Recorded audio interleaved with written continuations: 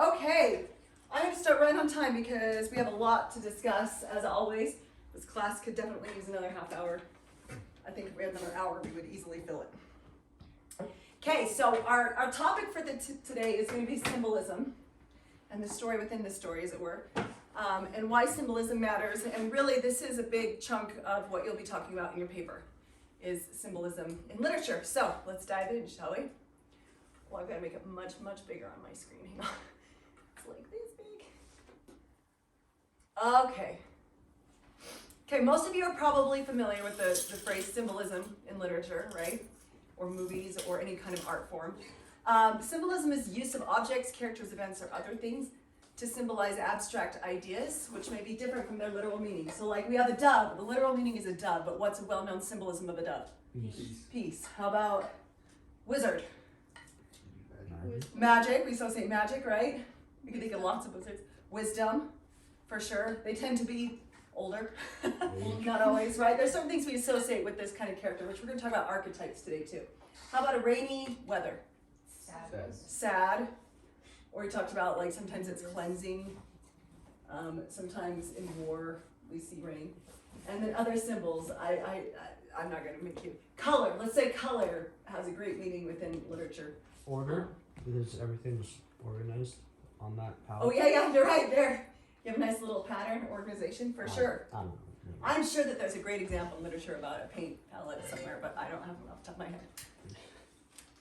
Okay, so we're going to talk about types of symbolism in literature today, starting with the metaphor and simile. These are almost exactly the same. There's just one important difference, okay? Metaphors and similes are used when you're comparing two unlike things directly, okay? The only difference is with a metaphor, you use words, using the words I could have, you'd use words like basically everything but as or like. So, got metaphor, simile. Let's start with simile because it's easier to remember simile because this has two specific words, whereas everything else goes under metaphor, okay? So if you compare two unlike things using the words like or as, it's a simile. Everything else is a metaphor, okay? Her eyes were as blue as the ocean, would be simile. Her eyes were a blue ocean would be metaphor. Does that make sense? So we have some examples from the book. Smaug describing himself. My teeth are swords, my claws spears. The shock of my tail a thunderbolt, my wings a hurricane, and my breath death. This would be an example of metaphor. He's comparing these parts of his body to unlike things, right? Unlike meaning your teeth are not literally swords, right? And then here's an example of simile. The passages there were crossed and tangled in all directions, but the goblins knew their way as well as you do to the nearest post office. Talking about comparing two unlike things. We have the goblins' tunnels, we have the post office, right? This is where we see a little bit of Tolkien hopping in and being like, winking, because this is a little bit scary, as well as you do to the nearest post office. That kind of lightens the mood, right? So we see him often do. And then finally, he was Gollum, as dark as darkness, except for two big round pale eyes in his thin face. So what are they comparing in that last sentence? What is the simile between? Fish. We have, what's our subject? Gollum. And dark. Okay? So he's as dark as darkness, except for that, okay? So the first one we have Smaug. Teeth, swords, claws, spears, right? The second one, we're comparing the goblins' tunnels with, or the way through the tunnels, like the way to the post office, okay? So as long as you memorize right now, what's simile? What's the two words that you use in simile? Well, that's not going to help. Like and as. Otherwise, it's a metaphor. Okay. You don't need to know that to write a paper, but it's helpful to know that just in life, okay? Next, we're going to talk about allegory. We're not going to talk about all symbolism in literature today because we couldn't. There's so much, but I wanted to touch on a few things that we see frequently, okay? Allegory is when a narrative is used as a symbol of a hidden, deeper meaning. Now, Tolkien was adamant that his book, The Hobbit, was not an allegory. He said it's more a reflection of history, mythology, older books. That's what he wanted to bring in. On the other hand, his BFF, C.S. Lewis, who wrote The Lion, the Witch, and the Wardrobe, did write it to be an allegory for Christianity, okay? So just as an example, you have Aslan, who's a Christ figure. The White Witch, who would be Satan, right? I should have left these blank and you guys could have guessed who they all were. Edmund would be like a Judas Iscariot. The Turkish delight represents sin and temptation, a stone table, the Ten Commandments, and also the New Law. And then the Pevensey children, apostles who helped to spread a message, right? So that would be an example of allegory for Christianity. Tolkien's books, I agree with him, they're not allegorical in their entirety. You might find some symbolism to be allegory for, and it's not just, this was an example of a Christian allegory. You could have allegory for Greek mythology, you could have allegory for a hero's journey, which would probably be the strongest argument for The Hobbit. Oh, I'm so excited, I just need to take a breath. I'm talking so fast, I don't know why. Anyway, but you can see that this is a really easy to understand example of a Christian allegory, okay? So, next we're going to talk about archetype, and instead of talking, I've got a video that does a really good job explaining archetype. First I have to find my mouse. Hang on. Where are you? There you are.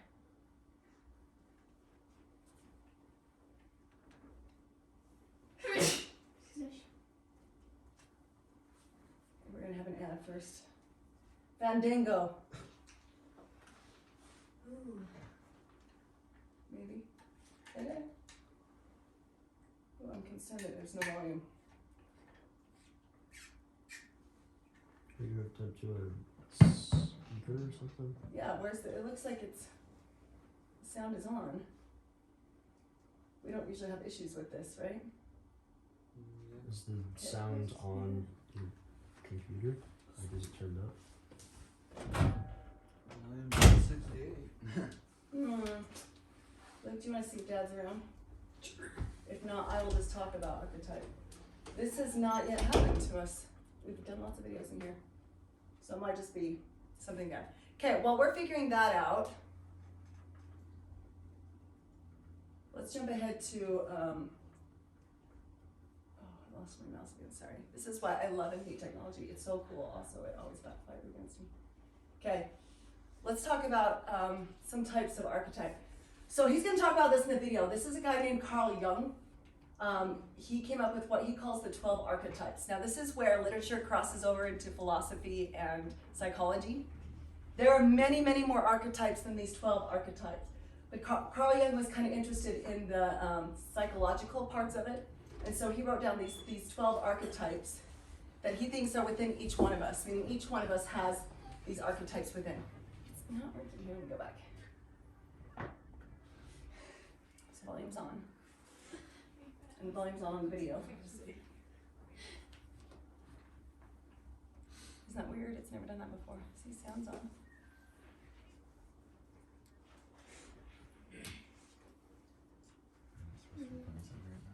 Well, not yet, but I'll hit play again.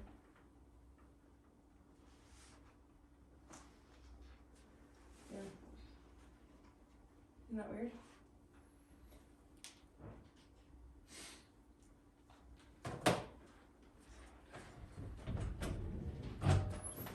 Okay, let's talk about that. Oh, silly ads. Okay. Well, let's talk about that. Let's look at these different types of archetypes, okay? So we have, and they're all motivated by different things. So we have a spiritual journey. We have, they want to leave a mark, connecting to others and providing structure, okay? So it starts with the spiritual journey. You have the innocent, which would be maybe a child or someone who doesn't know what's going to happen. And they're motivated by safety. And then we have the sage, which you could argue Gandalf is a sage. This is a wise character of wisdom. They provide knowledge. You have an explorer who is searching for freedom. An outlaw who is searching to be liberated. A magician. So you can have layers of archetypes within different characters. The magician is power. The hero is mastery. Lover is intimacy. The jester, pleasure and joy. Every man is belonging, caregiver, service. The ruler is to control, and the artist is innovation. So his argument was that each one of us have all of these archetypes within us, and depending on where we're at in our own journeys in life and in our own exploration of ourselves, that sometimes these different archetypes come out in us. So what's interesting, what the video, we can just skip the video I think at this point. What the video talks about is that we see these archetypes and other archetypes in literature regardless of location, meaning ancient China had the same archetypes as ancient Ireland, which had the same archetypes as ancient Africa, meaning that people came up with these archetypes kind of on their own, like they've existed in every culture, even before the cultures were mixing with each other. And so his argument was that the human brain within it, we each have like a desire to explore these different types of archetypes. We're just moving on, thank you. So there's those kinds. There's also many other literary archetypes. The way to know it's an archetype is, does it remind me of something? Is kind of the easiest way to tell, okay? So we have like the mentor, the villain, the trickster, the mother, the outcast, warrior, sidekick, monster, shadow, vampire, everyman we kind of talked about, the damsel, the guardian, the herald, the scapegoat, the outlaw, and you could go on and on and on and on. So why does it matter to know that there are archetypes? Because when you come across a character, when you come across a character and they kind of fit within this archetype, you can understand the character and their motivation better if you can relate it to someone. So when you find something like a wizard in The Hobbit, we already understand wizards because we've read things like King Arthur and Merlin. Or when there's a wizard in Harry Potter, we can relate it to other wizards that we know, okay? So we already know a great deal about this character based off of the archetype, okay? And they can symbolize different things. So in The Hobbit, we have Bilbo, who would be a hero archetype. He's courageous and he acts to improve the world.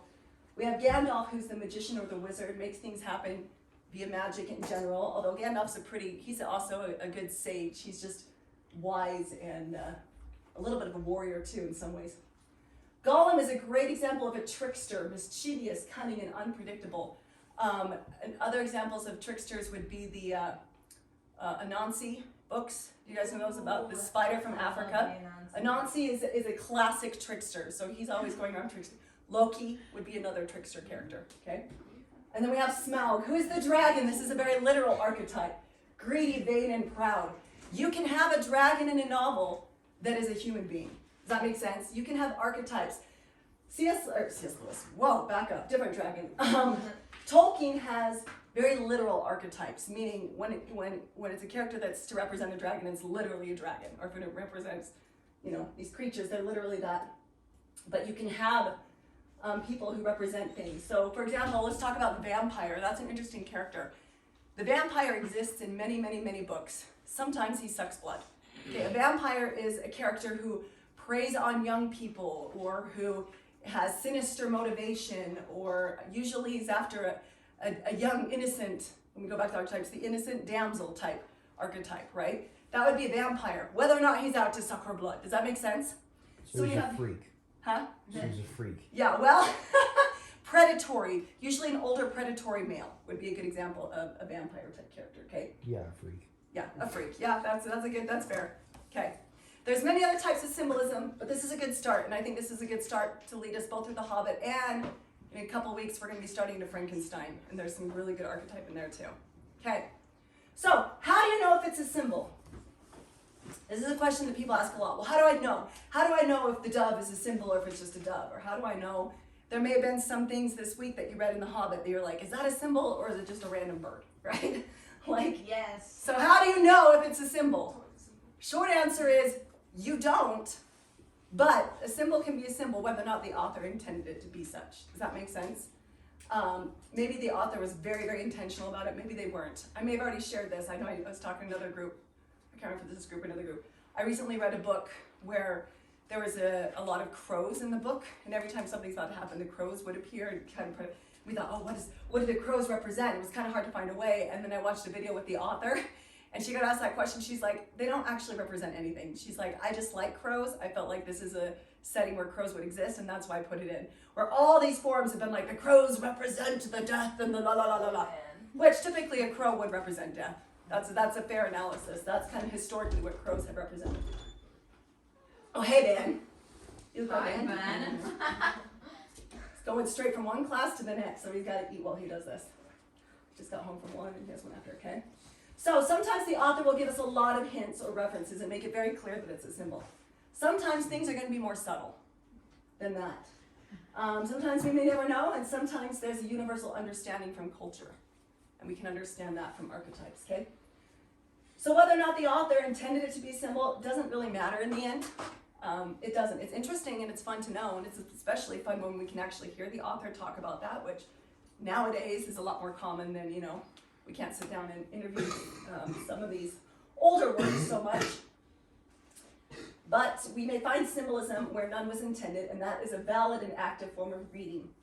and interacting with literature, okay? So the author's intent is fun and helpful to know, but in the end, it's not the bottom line. The bottom line is our experience with reading literature, right? Okay, so how do we know if it's symbols? You can look up things online. Google's new AI thing, as creepy as AI can be, is like the greatest thing that's ever happened to research. I feel like, because it can go and summarize, you can ask any question. It's like, here's a summary of everything. So it's really interesting to utilize that for any time you're like, what does a white stone symbolize? Or what does a blooming flower symbolize? And it'll come up with actually some really good spot-on answers, because it can search a wide database much faster than we can. I'm a little more old school because I predate Google. We didn't have such things when I was in college. So I tend to be a book person. And if you are that way or just want a good resource, this is one of several books like it. I really like this one. This is the Penguin Reference Book of Symbols. My mom has that. It's so good. And you can open up basically anything that you want. It's got goat is on this page. And you can read about historically how that was used in literature or in references throughout countries. So it'll be like, in China, the goat has historically represented this, and then in Africa, it's represented this, and some Celtic people, it represented this. Does that make sense? And so it kind of goes and it says, this is what it's represented, so you can kind of take it with the general understanding of it represents, this thing. And sometimes it's really cool and interesting, and sometimes it's not helpful. So it's kind of hit or miss, because the author may be using it in a way that was understood by the great conversation is a symbol, and sometimes not, okay? So let's talk about, these are all taken directly from this book. I've been flipping through this all week, and it's been fun. Dragons, okay? Dragons historically are guardians or symbols of evil. They guard buried treasure, and as such are enemies which must be defeated if the treasure is to be won. Dragons are jealous and selfish creatures, okay? It's pretty spot on, right, with what Tolkien was going for. If you were to read a book like How to Train Your Dragon, well, I don't know. If you were to read the book of How to Train Your Dragon, it's very different from the movies. Anyone ever read the book? It's so different, right? Way different. Like he's not even likable. He can't even ride Toothless. Yeah, Toothless is like the size of like a cat, was it? Like a large like cat? a cat or a dog, and then he had Nice. another riding dragon. Yeah, No way. and Toothless is basically like a trickster character more than anything else. It's Honestly, totally different. Yeah, It's it's, Yeah. a book. I didn't either. Yeah, it was a book first. illustrations. The movie's 10 times better. The So- illustrations are horrible. Yeah, they are too. I only got through the first book in this series. It wasn't my jam. But Yeah, don't read the rest of the series. It's awful. So, so in that example, in How to Train Your Dragon, the movie, the cinematic example, our dragon doesn't really fit this description, right? The dragon actually represents a different archetype. Even though he's a literal dragon, he represents something else. Whereas the dragon in the actual book is maybe a little closer to this, but I would say he's more of a trickster character. What do you think? Yeah. I mean, he's still nice, Yeah, but a little unpredictable and gets him into a lot of trouble. definitely. Let's talk about birds, and I had this in mind with the thrush. Okay, there was nothing in here specific to the thrush, although we are going to talk a little bit about that later today. Birds serve as symbols of the links between heaven and earth. In Greek, the word itself could be used as a synonym for forewarning and for a message from heaven. Okay, thinking about what happened with the thrush in the book, there's some context that you could take from that. I think he was intentional in choosing a bird. Why a thrush? We'll talk about that later.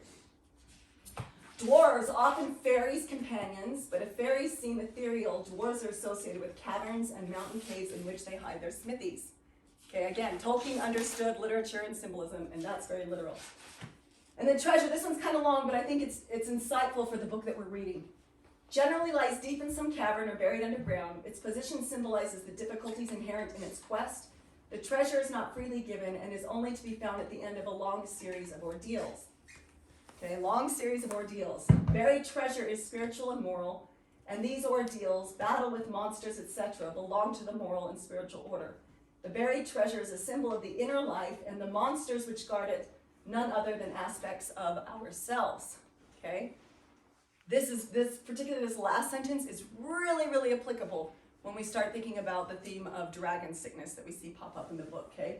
So the dragon and his buried treasure is really symbolic of something that they're going to have to battle within themselves, an internal battle that's going to come, okay? So there's just a few examples of things that I found interesting that can maybe offer some insight as we read this book. Okay, story within a story. This is just fun, okay? So in addition to symbols, an author may sometimes reference another story which adds an element of symbolism. These are the ultimate Easter eggs, as we call them nowadays, and they're a lot of fun to find. The more you read, the more you will find these references to other literary works. In part because the more well-read you are, the more you'll be like, oh, they're referencing this story, right? Porter's not here this week, but last week he was like, hey, this references Beowulf because it has a goblet that's stolen from a dragon. You don't know that unless you've read Beowulf, right? So the more well-read you are, the more you'll find these things. Some of them may be intentional and outright. Sometimes they're nods to inspiration in other works, part of the great conversation. So it's very common to see passing references from mythology, fairy tales, the Bible, Dickens, Shakespeare, and others. The more universal it is, the more often it will pop up. This is the author letting us in on an entire story of information if we catch it and if we are aware of the story. So you may find yourself saying, this reminds me of, and if that's happening, you're finding those stories within the stories, right? So we talked a little bit about this last week. Beowulf came up. Has anyone else had any? This reminds me of moments since you've read The Hobbit. The Bible mostly. The Bible, stuff's come up. For sure, there's some references to that. Other things? Pilgrim's Progress. Pilgrim's Progress, for sure. For sure, that's come up. Princess and the Goblin. Oh Yes, yeah. right? If you read Princess, which Tolkien would have read Princess and the Goblin, for sure. Here's a few that I pulled out that were kind of subtle, but I thought maybe we didn't notice these ones as much. Okay, what story does this remind you of? This is from the Hobbit. There were bogs, some of them green, pleasant places to look at with flowers growing bright and tall. But a pony that walked there with a pack on its back would never have come out again. Never ending story. That's also what I was thinking of. That's what a never-ending story, right? The bogs, they're very treacherous. If you go in, you might never come out again. Good, that's a good specific reference. Any other thoughts? There isn't a specific answer. This is just what it reminded me of. I mean, that's that one. So it reminded me of sirens, the archetype of a siren, okay? Like we have in the Odyssey. Sirens were originally depicted as birds with the head of human women, but they evolved over time to become half-fish, and there's sometimes even mermaids. I think more commonly now they're mermaids. Harry Potter, she used it as mermaid, which is a more modern take of a siren. But sirens represent traps set along a journey, which, utilizing temptation to lure the victims, whoops, I wrote something weird there, which utilize, we don't need the comma, that's what, which utilize temptation to lure the victims. They represent, that's why you should edit your papers. They represent the self-destructive nature of desire. Like Odysseus, one must lash oneself to the mainmast, the spirit's vital axis, if one is to escape the delusions of passion, okay? That second half of that came from our book, okay? So there's an example. So it was these things that looked very inviting, right? Green, pleasant places to look at with flowers growing in the middle of this dark forest. But if you followed it, right, you might never come out again. Okay, what does this remind you of? The only path was marked with white stones, some of which were small and others were half covered with moss or heather. Altogether, it was a very slow business following the track, even guided by Gandalf, who seemed to know his way about pretty well. This one's super subtle. Yes? Hansel and Gretel. Nailed it! That's what it reminded me of too. Red, white Why? stones. Why did Hansel and Gretel? What is it specifically? They marked their path with white stones so the men could shine on them. That's exactly right. They marked their path with white stones the first time, then the second time they had to use red, and that didn't go as well, right? Without the white stones, they were not able to find their way. So I think it's no coincidence that there are white stones that they noticed on this path that they're following. Wait, which page was this quote on? That one was on page, oops, sorry, let me go back. 45. 45. Wow. Mm-hmm. Clear back. I absolutely missed it. Yeah, Yeah, these I are, read well, that. these are ones, all of these I found this time reading it through, and like I said, this is like my 7th time reading. So maybe because I was thinking about it more. This one was one of my favorites. The door was still ajar, but a goblin had pushed it nearly to. Bilbo struggled, but he could not move it. He tried to squeeze through the crack. He squeezed, and he stuck. It was awful. His buttons had got wedged on the edge of the door and the doorpost. He could see outside into the open air, but he could not get through. Suddenly, one of the goblins inside shouted. Bilbo's heart jumped into his mouth. He gave a terrific squirm. Buttons burst off in all directions. He was through with the torn coat and waistcoat, leaping down the steps like a goat, while bewildered goblins were still picking up his nice brass buttons on the doorstep. Bilbo had escaped. Let's do Eleanor this time, since he has the last one. What's it mind you? Reminds me of the Three Billy Goats. The 3 Billy Goats gruff? Yeah. Is it? What reminds you specifically of that one? Well, because they use a symbolism as him being a goat, and then also he's escaping the goblins, like the troll that lives under the Yeah. bridge. Yeah, definitely someone who's like in a precarious situation, right? And his life is threatened. Yeah. Oh, sorry, yeah, Laura and then Savannah. I just think I can't remember the actual story, but like there's this story about the emperor guy. The Like- Emperor's new clothes. Yeah, the emperor's new clothes. Okay, Like, yeah. His clothes fall off and he has to, he runs around naked after that. That's right. It's definitely he's been degraded, right? Like Yeah. he's that's good, Savannah. The part in Princess and the Goblin when Curdie gets stuck behind a rock and the queen like pushes it out against Yeah. him. Oh, and okay. Like he tries to push his way out, but he can't. Yeah. Yeah. So it reminds me of that part. Good. These are all correct answers, by the way, because there isn't a specific correct answer. I'll just say what I think. I buttons bursting off in all directions, and specifically nice brass buttons. Reminded me of Oh, Peter Yes, Rabbit, yes. which emphasized further because he keeps getting compared to a rabbit. So Peter Rabbit was published in 1907, or sorry, 1901, The Hobbit in 1937, not 1907. That's wrong. So Tolkien would have been familiar with it, right? Peter Rabbit was written by an English author that would have been very culturally happening at his time. In the chapters following the story, Bilbo is compared to a rabbit. Quote, Bilbo was scuttling about from trunk to trunk like a rabbit that had lost its hole and a dog after it. And then Bilbo began to think of being torn up for supper like a rabbit when his own turn came. And there's a lot more after that. Those were just two right after. Bilbo and Peter Rabbit certainly have some commonality. They're out of the safety of their home life and in a new world where treasure and danger awaits. For Peter Rabbit, the treasure was the vegetables, right? The garden. And so anyway, it's kind of a fun little nod to Peter Rabbit. I don't know if Tolkien meant it, but I think you could argue that subconsciously it was there. Okay, and then finally, then Thorin seized a bow of horn and shot an arrow at the speaker. It smote into his shield and stuck there quivering. Since such is your answer, called Bard in return, I declare the mountain besieged. You shall not depart from it until you call on your side for a truce and a parley. We will bear no weapons against you, but we leave you to your gold. You may eat that if you will. Does that remind you of anything? Y'all can go, oh, as soon as I... Okay, that last line, you may eat that if you will. Oh. Ah, King Midas and the Golden Touch, right?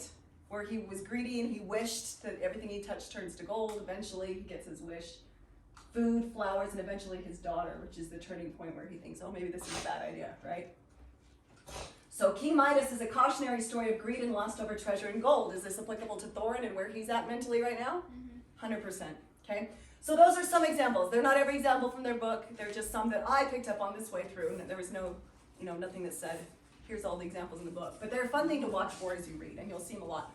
I'll tell you right now, Frankenstein uses references quite a bit, and Mary Shelley was very overt about it. Like, you will know it is there, because she will say, it's like, da da da da da, and she'll quote some famous poem or some famous story, and you'll know that it's there. So, be watching for that.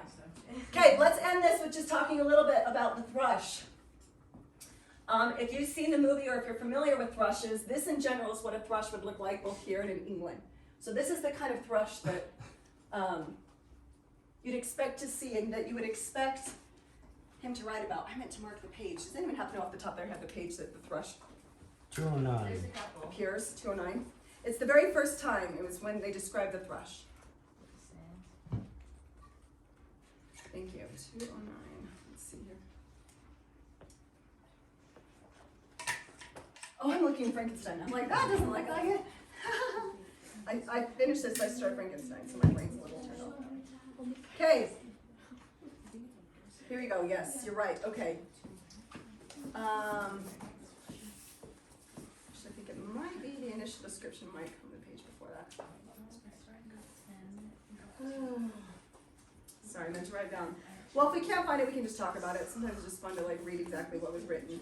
But when he describes the thrush, Oh, I found it. It's on Okay. page 193. It's One- at the bottom. 193 at the bottom. There it is. Okay, thank you. Okay, so at that very moment, he heard a sharp crack behind him. There on the gray stone in the grass was an enormous thrush. nearly coal black, its pale yellow breast freckled with dark spots. Okay? Does that sound like this bird? No. Enormous in size, coal black with a pale yellow breast freckled with dark spots. It doesn't sound like that one, right? This is someone's artistic rendition of what the thrush looked like in The Hobbit. This right here is a Japanese thrush. Okay, so not the kind of thrush that he would have in England, but a Japanese thrush. Do this and this look more similar? Yeah. Tolkien was very intentional when he described it, and people be like, that's not what a thrush looks like. So this is obviously with intention. Any ideas of why the thrush, he chose a Japanese thrush and not an English thrush? Did he ever go? Because they're not home anymore. They're far. They're far away. That's a great thought. Yeah, they're far away from home, right? So this is a bird that's representing their journey away from home and familiarity. I love that. Which the Shire is as English as you get, right? So that's a great idea. Did he ever go to like Japan? Because I don't think so, but he was well versed. And the dragon, like, and the mist and the thrush, it's all very, it very much, it's like Japan. Yes, you're onto something. It's like Mount Fuji's. I'll say that you're onto something. What I'm Another thinking. reference, yes. So we have a dragon. Are dragons historically English?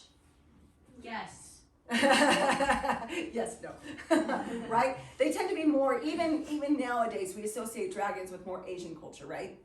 And Japan, China, that kind of a thing. So this is a Japanese thrush. This thrush is foreshadowing what's to come.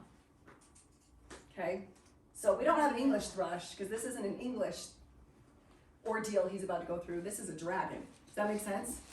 And I think the thought that they've traveled far is every bit as valid as that too. I think that's a great observation. Okay, and then let's talk about our other bird. Let's talk about raven versus crows. It matters because when he describes raven, Roach, the raven, he's very specific that it was not a crow. Did you guys catch that? He's like, this was not a crow. And at first they called it crows, like they saw crows flying, but when it comes and lands, it's not a crow. And that's an important detail to Tolkien, okay? So if you don't know, because some people don't know, there is a difference, okay?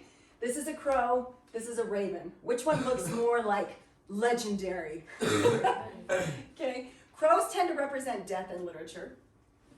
Ravens represent something entirely different, okay? So this again comes from our book of symbols.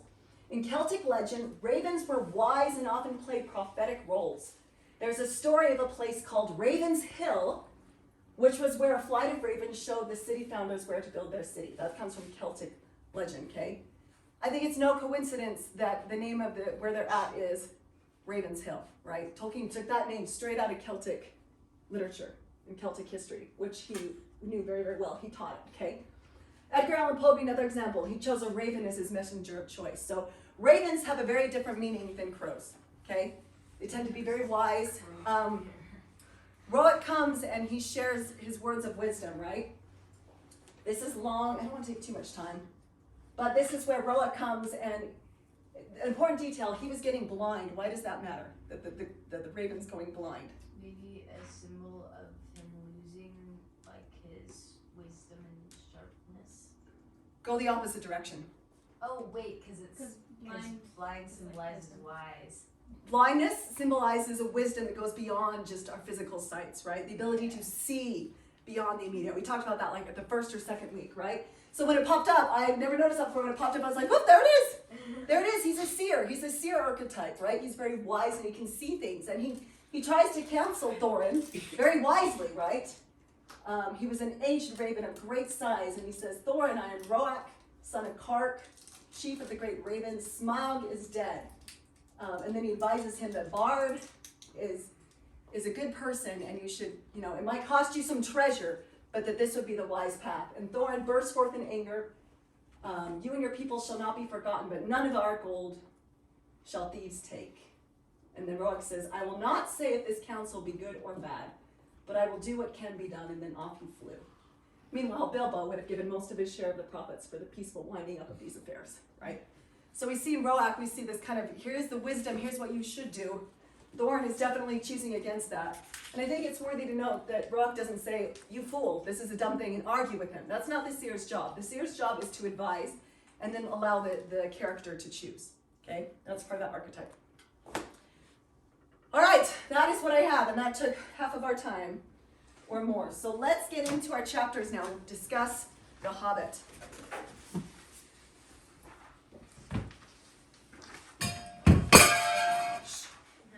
Things are coming to a pinnacle now, right? We're kind of hitting the climax of our story. And by the way, next week, your reading is super, super short. In fact, I had written it down wrong. The last chapter is not long. I have it like 31 pages. It's 7 pages. I had it as 31 because I was just flipping through it quickly and I counted the appendix with it. So good news, you only have to read, 14 plus 10, 24 pages next week. Nice and easy. Yeah. I just had a thing on like the birds. I've noticed Yeah. like moving up to Smaug, there's all these birds that like the birds send word to the Elven King, and the birds are like talking and they're sending messages. And I was just wondering, why did Tolkien decide to use birds as like a... Why did you decide to use birds? And we have the eagles too, Yeah. right? That's an interesting question. Did you guys hear what she said? Why did Tolkien use so many birds in his story? Like they're flying around the battlefield, and they come back again even towards the end. Any thoughts? Why do you think Tolkien uses birds so often? I mean, historically, they are used as messengers, like for war and stuff. I think they were used, and for other messengers. They're used as, yeah, I think that's the biggest one. They're used as messengers. What else? I was just kind of thinking of them as like almost hope, because like they go to the mountain and all these birds are returning to the mountain, Mm-hmm. and like they're not there a lot, but it kind of like, for me, I'm like reading the book, I'm like, oh, it's like helpful, because like if birds are coming back, there's a reason for that, and they know that the time of Smaug is closing. For sure, right? The birds are like, it's the foreshadowing. They bring things. Hope is a very, very true symbol of birds. We have Emily Dickinson with her famous poem, Hope is the Thing with Feathers, that nestles in the soul and sings the song all day long. It doesn't know the words at all. Something like that, right? Yeah. It doesn't say the words at all. Something. There's no words. Anyway, that hope is something you feel, not something you speak. So yeah, I think hope is a big one. Any other ideas? Why birds? I mean, to expand on that, it's Yeah. like if you think about winter, it's desolate, cold. A lot of people died back then. Like it was cold. It Yeah. was very hopeless kind of thing. So when you see the birds come back, you know that it's over. Yeah, I think these are all great points. The only other thought I would add is that birds, because they are, this is again just kind of like historically, they represent something that they live in the air. They spend that's their kingdom, is up in the air, which is between heaven and earth, right? So it's also a connection, like we were talking about a little bit earlier. It connects the two. So any kind of symbolism of something beyond our world, you'll see birds as well. Does that make sense? Same with fish, or their kingdom is in the water, so they're kind of separate from our world, and that has different symbolism too. We're just gonna look at Snoopy here. Great, he's cute as can be. Okay, let's jump in. So this week we were reading chapters 10 through 16. That's a lot of chapters, but they were shorter. I always worry that we're gonna run out of time before we get to everyone's favorite section. So let's do a little different this week. I'm gonna let you jump in where you're the most interested in jumping in. Will that work for everybody? Has everybody got an idea of where we're at here? If we don't take it chapter by chapter. This is an experiment. See if that's an easier way, because I always feel like, we always end up missing someone's favorite part or someone's favorite chapter. So we're starting in chapter next. They just got out of the barrels. A warm welcome is where we start. Yeah. I cross-referenced something. Yes, and please. on page 26 it says, before we go, I suppose means with Thor, aren't you the burglar and isn't sitting on the doorstep your job? And then on page 192 it says, you said sitting on the doorstep and thinking would be my job, not to mention getting inside. So I'm sitting and thinking, and I just like that. I missed that. That is funny. That's Bilbo's. Did you guys hear that? That's Bilbo's snark coming out again. 192. Yeah. I totally missed that, Savannah. Good catch. That's a great cross-reference. And shows Bilbo's, sort of his pushback that we start to see a little bit more as his character develops, which is funny. Very funny. Good. Anything else? Do we need to have it more structured? Is it overwhelming to just start? Savannah's got another one. Good. That's because you have to leave early, so let's get to all your favorite parts There's first. a lot of, we talked about how Bilbo was like learning who he was like as it goes on, and like I love how we talked about how he was describing himself like a while ago. So I just noticed in the first parts he describes him, he doesn't really know how he described himself, but then I love with the when he's talking to the dragon, he like has like this entire like riddle set up, and he like has like a sense of what he knows what he is now, and so like he can describe it so much better. And I love that. 100%, right? He's figured out who he is. His identity is clear to him now. That's great. Yes, Eleanor. Yeah, just kind of something about that is, I just thought back to when Gandalf introduced him to that one, the bear guy. I don't remember his name. Bjorn. Bjorn, yeah. Bjorn. And he's like, he's a very respectable person. And then when he's introducing himself, he's talking about he's like the rider of barrels and all these like interesting things. Oh yeah. Bilbo, the rider of barrels. Yeah. He's made quite a name for himself, hasn't he? Among his own company and with himself. Yeah, Lydia. I just had like a funny note. The ponies. I feel so bad for them. They either get left behind or They they really die do, or they don't get they? eaten by something. There's like none left except for the two wandering the mountain at this point, right? Yeah. Yeah, the ponies had a rough go on this trip. For sure. All the ponies did. All the ponies, Because yeah. they've had like 3 sets of ponies and they've just all died. They did. Well, the Except one for the one Ben. went back to Bjorn. Oh yeah. The one center. That's good. Yeah, They his left. one's his one. And then Yeah, the he's other very two protective of sets his died. ponies. It sounds like the dwarves are a little more careless with Yeah, they're like, the ponies are fine. Which, if we Like think of fall Bjorn into as the a... river, I'm like, there's 4 ponies. I feel like the ponies, you guys. That is funny. Which creates... Worst case scenario, they're an alternate food source. Oh my god. Yeah. What? Oh. It's better than eating your comrades. Which leads to a point that it creates that feeling of like suspense and intensity in life and death without actually, I mean, the whole group has made it in one piece, which is actually surprising when you think of how many it didn't happen in Lord of the Rings, they don't make it in that one. But Tolkien's able to create, again, maybe to be more child friendly or whatever it is, he's able to create this world where you can die, and we see that because the ponies die, but our little troop is preserved. Yes? Something that I've been like noticing through the whole book, but especially here, like I finally was like, oh my gosh. In all of the pivotal moments of the story, Bilbo's alone. And it's like the internal Sorry, struggle- Lara. Will you guys just talk more quiet? I'm having a hard time hearing Hazel. It very like he's super alone, and he's like, while he's going down to see Smaug, it's like that's the bravest thing he ever did. That was where the real battle was for him. Do you have that page number for us? Because I think that is one of the most important quotes in the whole thing. There it is, page 197. Yeah, keep going. I interrupted you. I just want to make sure we turn to that page. Yeah, and just about how it just that the whole scene with the dragon really reminded me of the scene with Gollum. He's in these dark cavern, horrible places. He's all alone, and then he lies to them. Both Gollum and the dragon. He's not being honest, which you like we talked about like don't expect from the hero. But this time Smaug's lying back. Where Gollum was being honest with most things. Yeah, that's true. That's true. He's more of a deceiver, for sure. He's the villain as opposed to just a trickster, right? The trickster kind of mixes truth with lie. You see that with Loki. He kind of tells the truth, but he tells it slant to kind of throw people. You hit on something really important. At this point, Bilbo stopped. Going on from there was the bravest thing that he ever did. The tremendous things that happened afterwards were as nothing compared to it. And he still has a lot to go through, if you recall. But Hazel brought up something really important. He went down that tunnel alone, right? He had to go alone. And that's maybe the first time we really see Bilbo really truly having to do it all by himself for the first time. If you recall when we talked about the hero's journey, there comes a point in the hero's journey where they have to do it alone. Gandalf's he's led him along and he's kind of helped him as he needed, and then he started backing off, but he still had his friends to help, right? This time he's going to go all alone. Does that remind you of anything? Like our own journey through life, I guess. Yeah. At some point you're going to have to do things all alone.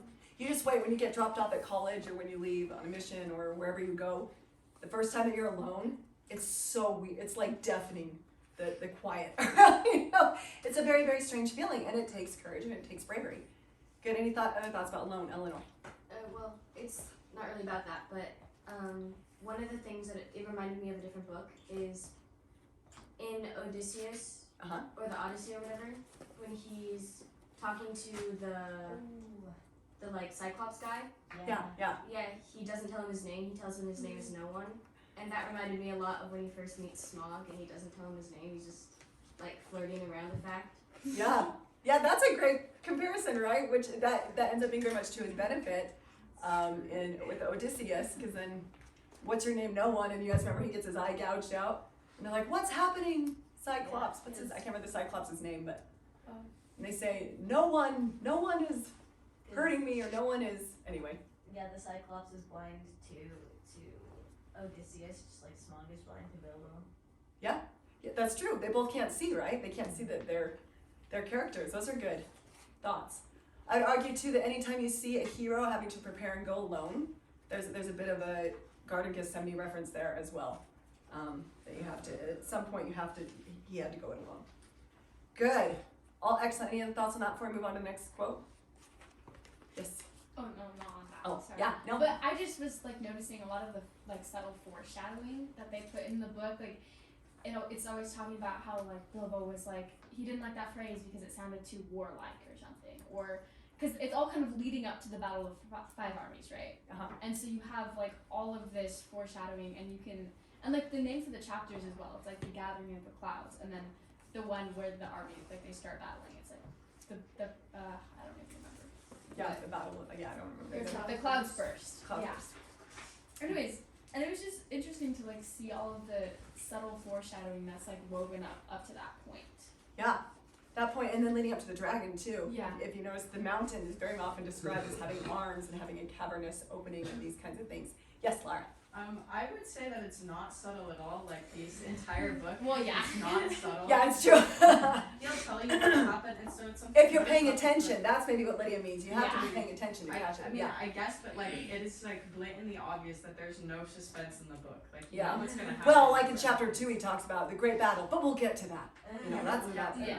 We'll see how that And goes. so Classic it's, Tolkien. It's been an interesting read because there's like no other book I've read where I knew what was gonna happen the entire time, Okay, even with him talking about it. this is me. Okay, sidestep. Getting on my high horse, my platform, my whatever you want to call it. I just got to vent about something. This is the power of rereading a book. Okay, when you understand what is going to happen in the story, you can understand so much more about the details as you go along. If you had never read this book, we probably wouldn't be having conversations about foreshadowing and all the symbolism and that stuff, because you just have to take in the story, right? In order to understand a book, you have to reread it. And this is why I have qualms when people say, "Oh, I've read it, I don't need to read it again. I've read it. And I'm like, great, but if you don't ever reread it, and it's fine, you don't have to reread everything. You don't. But your few favorites, all spine and substance, as one poem puts it, reread them often. Does that make sense? A book that offers a lot to you the first time will be able to offer even more the second, third, fourth, fifth time. Okay? And then someday you can be in a class teaching about the Hobbit, and you'll be like, it's so good, and I'll never get sick of it. And that's how I feel. Yes, Savannah. I just kind of jumping back to the part where we were talking about him being alone and stuff. I feel like that's not the first time he was alone, because he was alone with the spiders and stuff. I just feel like that's the first time he was alone with a huge obstacle at the end of being alone, like an obstacle he would have to face alone. And I feel like that's kind of like in our lives, like you were saying, like college and stuff. Like I've been left at home alone, or I've gone places alone, but like college is, you're like, whoa, I'm alone. Like this is like this For real. where I'm really on my own now. Like Yeah, absolutely. Yeah. These two comments bring up an interesting question. What is the climax of this book? What is the moment of greatest suspense in the book, do you think? Because we're talking about two very big events that happen back to back, the dragon and the battle. There's no wrong answer. I feel like probably the battle, because that's a bigger event, because I mean, like, obviously the dragon dying and getting shot by Bard, like, that's a huge event, turning point in the story, but like the bigger, more intense thing that happens is all of these armies coming together and fighting. That's a good argument. Yes, Hazel. For the story, I feel like it's the battle, but for Bilbo, I feel like it's the dragon. Yeah. I agree. That is like, I don't know, like the mentioning of like, he now describes himself in depth. Like he like goes on and on about his own name, and just like that is like a pinnacle character moment. Yeah. Well, where he describes that was the scariest thing he ever had to do. Even everything that follows, including the battle that follows. The battle for Bilbo was he got knocked out, right? So for him, it wasn't that much. However, if we're talking about Thorin or Bard or all the other characters, I agree. For everyone else, that was probably the climax. But for Bilbo, It was probably the dragon. So you could write a whole paper about what is the climax and why, and I think you'd be correct either way you look at it. Okay, Savannah and then Eleanor. I agree with that. I would like say though, like it's like the personal climax is with the dragon with Bilbo. That's like his personal climax. As the hero's journey, and right? like thus Yeah. it's like almost like our personal climax too, because like we're relating to Bilbo at this point, like and getting to know him and getting to know ourselves through him. And then the battle though, that is the climax of the book, I'd say, because like That's a like good the argument, main event, yeah. but Yeah. the personal climax like is the dragon. Yeah. So it really depends on what angle we're talking about, right? Because I think both are correct. Eleanor. This is just one part of the book that I kind of referenced to each other because it just reminded me of each other. And in the beginning, when the dwarves are first in his house, they sing a song that's like, and it makes him feel like the jealous desire of the dwarves. And when he's in the cave with them, I think at first he was like, it's kind of like it makes him feel kind of brave and like adventurous when he first hears it. But then I think he almost seems a little bit disgusted with them in the cave when he's seeing them like fawn over this treasure. And I thought that was an interesting comparison.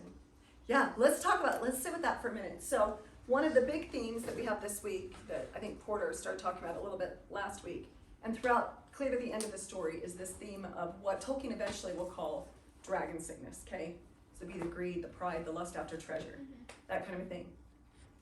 Does Bilbo struggle with dragon sickness? Yes, because he takes the Arkenstone. Okay, everyone agrees? Any other thoughts? I think he doesn't the whole time, but I think in the presence of that treasure he does, like Yeah. specifically that one. Because like even when he's like with the ravens, it's like he would give up his treasure if it would like end well. Yeah. Like I think he thinks he's there for the adventure, but then when he gets to the treasure, he's like enthralled. Good answer. That part really reminds me of him with the ring, of like being like overwhelmed with it. Like he takes the ring, he almost kills Gollum, he takes the Arkenstone, but then it's like even from the beginning of the book, he's very, even if he doesn't know who he is, he still has that character of him of like, I just take pity, like, oh, I just don't want to fight, like I don't want the war, like all the things. Yeah. The Arkenstone is interesting, right? Yes, Savannah.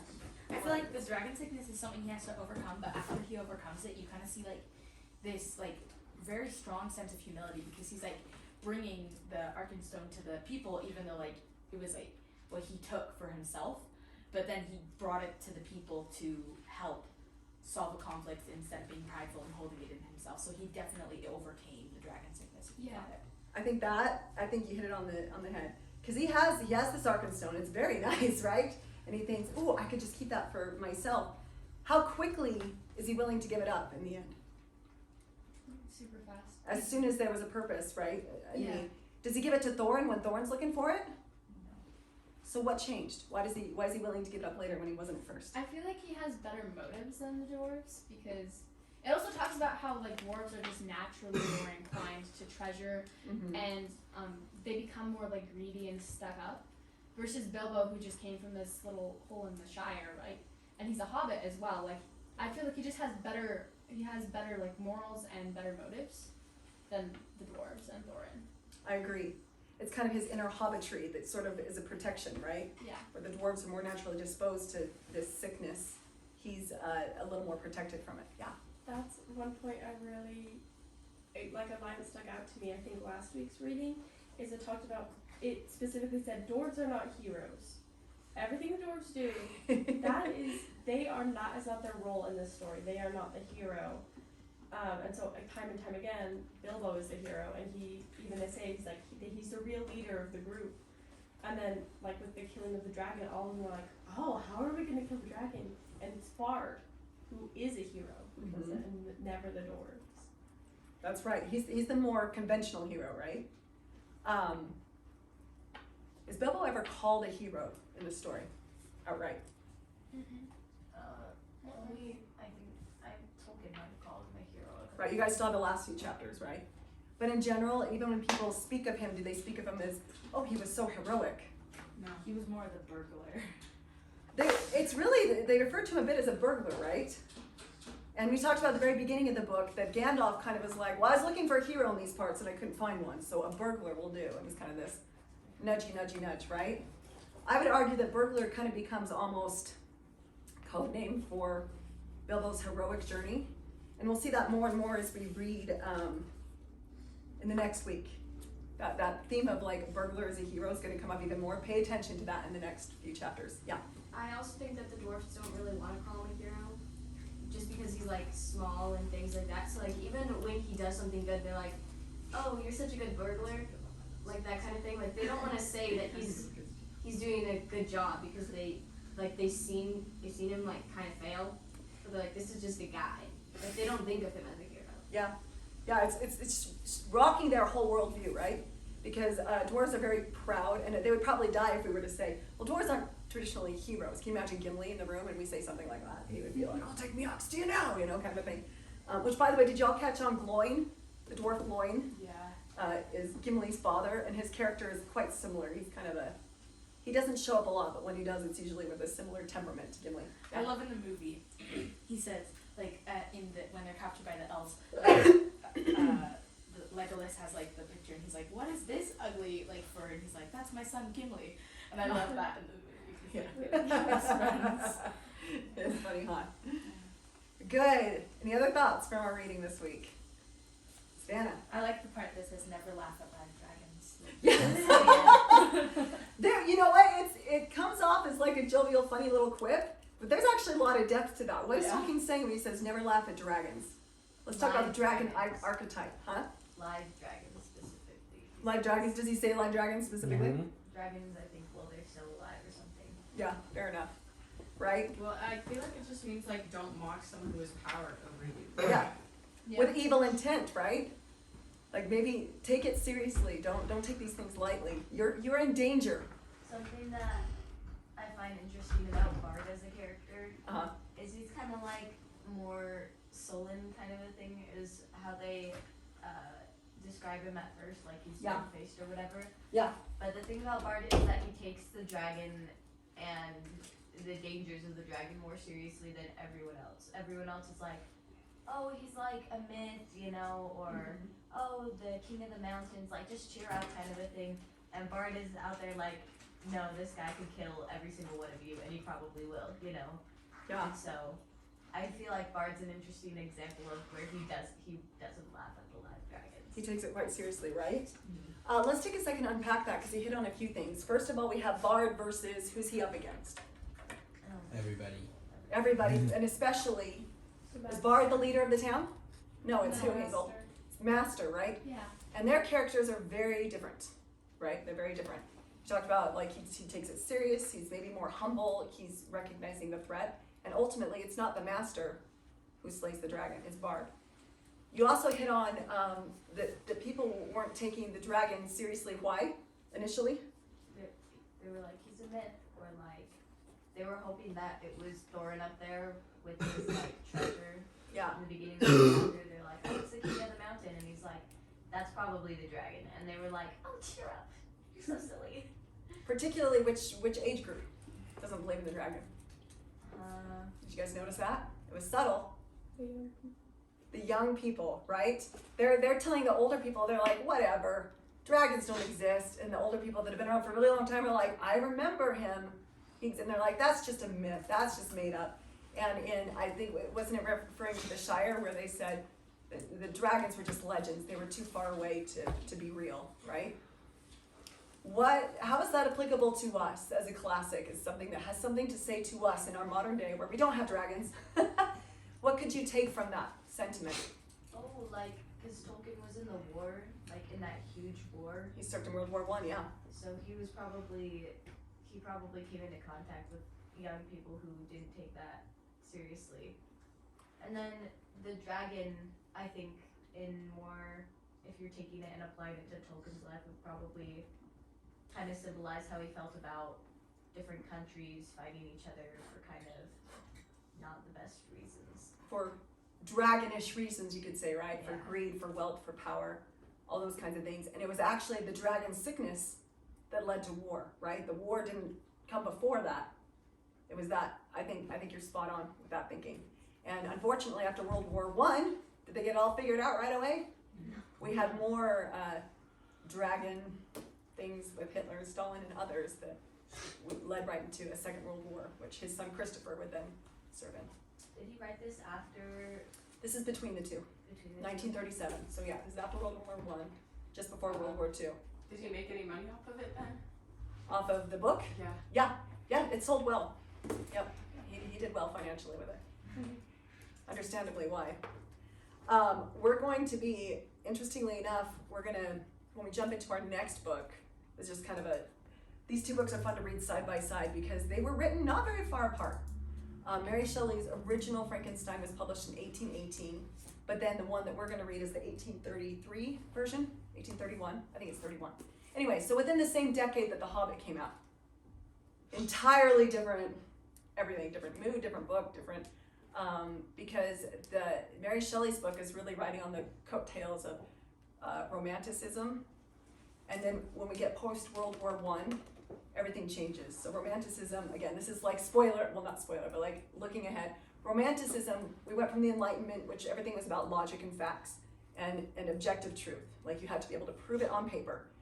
And that generations tend to kind of push back against the previous generation. So then after Enlightenment, we get into Romanticism where everything was subjective truth.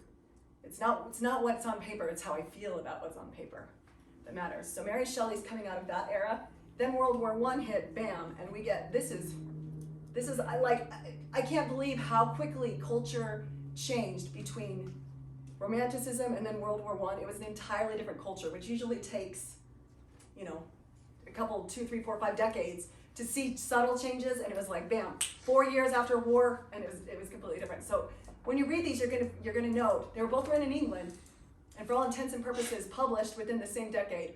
Totally, they don't even feel like they were in the same stratosphere, okay? So that'll be an interesting thing too. So this is very much has this sentiment of post-World War I, which was good versus evil, hope, bravery, courage, all those kinds of themes that we see. Good. Any other final thoughts on this before I turn you loose on journaling? I'm just gonna make sure. Yes. 1918 was when it was published? No, this one was published in 1937. 1930s. No, Frankenstein, that's what I meant. Oh, Frankenstein, sorry. Did I say 19? I heard 1818. You said 18. I was confused. I heard like 1830. Do you know what? That's true. My brain just thought, oh, they were published right next to each other, but they're so different. Ignore everything I just said. She was in the middle of the Romantic era. Thank you. My brain, that's weird. My brain just went click, click. Yes, good catch. Okay. Any thoughts on that? Okay, go ahead and journal. Well, actually, before journal, let me give you something. If you're not going to be here next week because of AV schedule or whatever it is, and even if you are, everybody's going to take home this sheet. Just stick it in your binder and bring it back next week, but you want to make sure you have this next week because this is to help you write your paper. Does that make sense? So if you're not going to be here, you need the physical sheet. And then you're also going to grab one of these guys. This is a report cover, okay?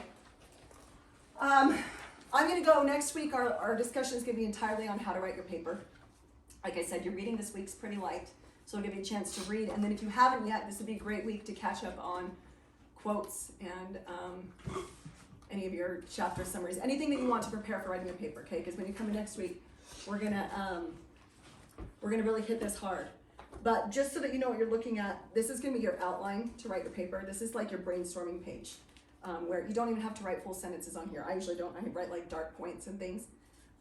We'll go through the whole thing next week, but you have your introduction, and then you have your body, which you have several points of body, and then you have your conclusion, okay? Yes, sir. Are we going to cover the thesis of the paper next week? Yep, we'll cover Okay. thesis and all that. That'll be in your introduction, okay? And this will have, you can even read through this just to kind of prepare yourself for what we're going to talk about next week.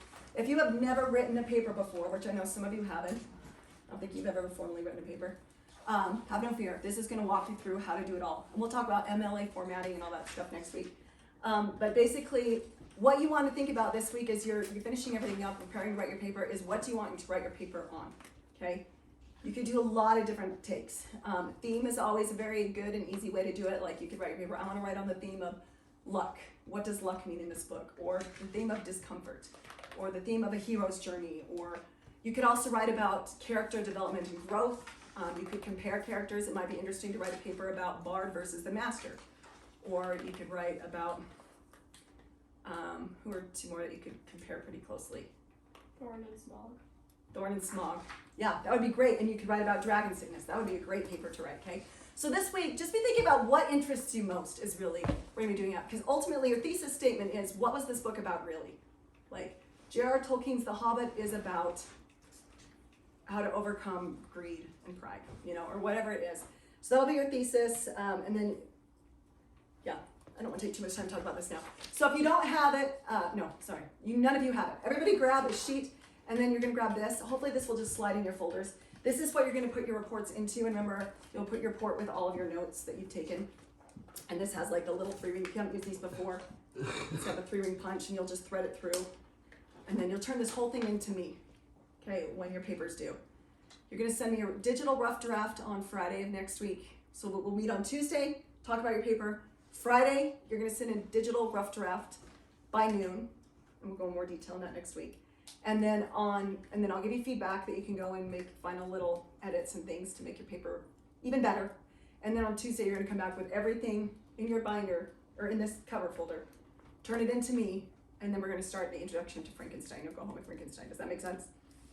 Of the order of things. So because this week is a lighter reading week, it would be a great week to just set yourself up for success with your paper. Anything you can do to help so that when you hit this paper, because if you have notes and records and things, when it says things like, here's your thesis, now what's one concept that you think addresses that? So if it was on dragon sickness, you know, a quote or a concept that was taught in this book about dragon sickness, and then you'd write that there. And then what's a second idea about that, and so on. Your paper, you want to aim for about 2 pages, which is not very much because it's all double spaced.